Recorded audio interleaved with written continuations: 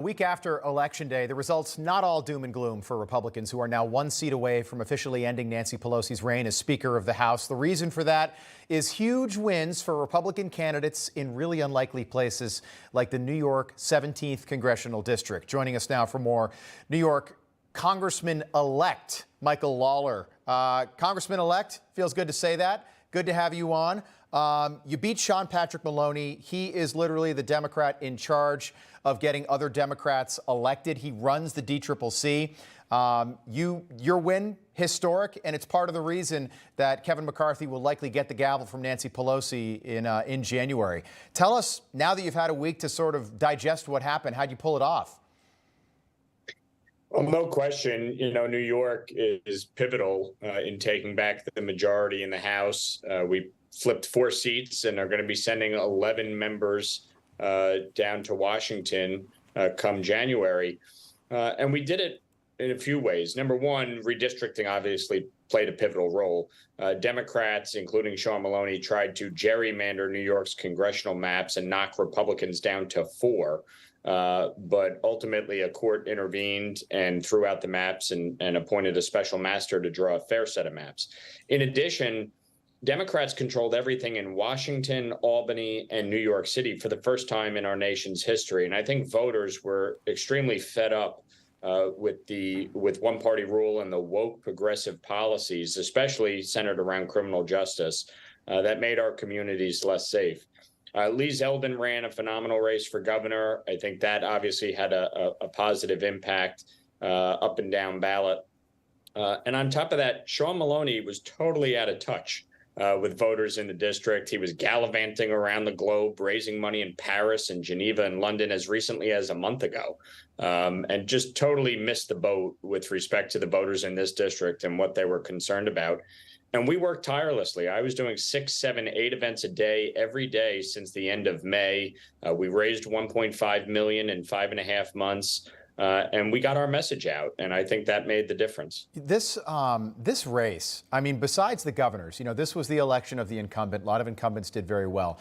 Besides the GOP governors, DeSantis, Kemp, and Sununu in New Hampshire, your race, this win, probably the biggest shock for Democrats this entire election cycle. It's really unbelievable what you were able to do. Can you talk about sort of the Lee Zeldin effect? So fine, Lee Zeldin didn't beat Kathy Hochul, but you mentioned the 4 seats that flipped red in New York. His coattails were pretty unbelievable this cycle.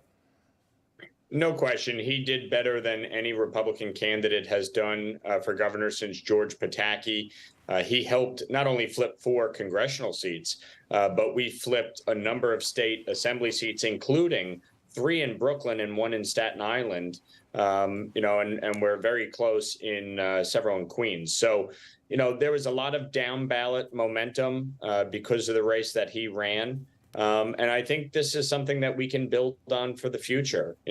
Both Lee and I went into every community, asked everybody for their vote. We didn't leave any votes on the table.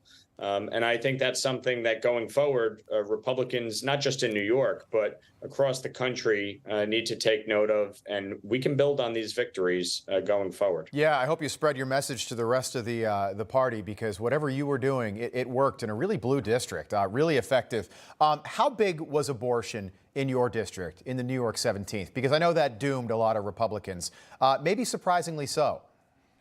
Well, I think in New York, it wasn't as big of a factor because abortion is legal up until the moment of birth. And so I think a lot of voters, while, they may have concern about it, weren't as concerned as maybe some of these other states where there were ballot initiatives to limit or ban abortion rights. And so, in New York, that's certainly my opponent tried to make that the focal point. But we responded. We explained, what my position was, and punched back on his position, which was really the extreme one. He voted for a bill that would expand abortion up until the moment of birth nationwide, ban parental notification, allow non-doctors to perform abortions. That's the extreme position, and I think voters rejected the messaging of Democrats in New York on that. Has your alma mater, Manhattan College, invited you to come speak yet? Not yet, but they did send my wife and I a bouquet of flowers and a nice note. Jasper Green, I hope. I look forward to going back to Manhattan sometime soon. Yeah, very pretty campus up there in Riverdale. By the way, did Rudy Giuliani, is he a Manhattan College alum as well? He is, as is former police commissioner Ray Kelly. Wow. Okay. Look, great having you on, Congressman-elect Mike Lawler. Hope to do it again soon. Keep us posted on what goes on in Washington. You're entering at a very interesting time. Absolutely. Thanks for having me. All right. We'll do it again. Thank you. No crooked establishment. None of that twisting the truth. No talking down to me. Don't tell me how to think. Don't tell me how to think. Don't tell me how to think. I trust Newsmax. Newsmax. They don't tell me how to think. They let me decide. Newsmax. Real news For real people.